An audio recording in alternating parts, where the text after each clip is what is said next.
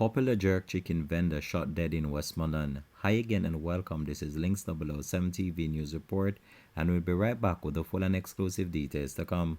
Welcome to Links 007 TV News Report, providing you with the best in local and international news updates. This is a place where you can get the most reliable and informative news information. Links 007 TV News Report.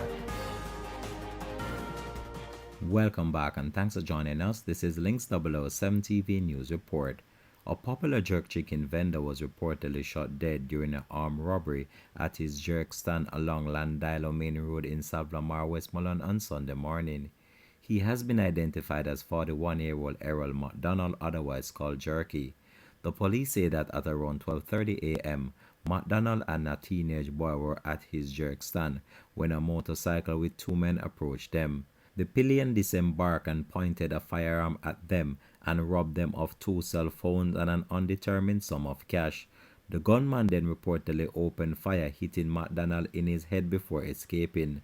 The police were summoned, and on arrival, McDonald was seen lying in a pool of blood. He was transported to the hospital where he was pronounced dead. Persons have since took to social media in condemning the killing. The police have since so far commenced an investigation into the matter.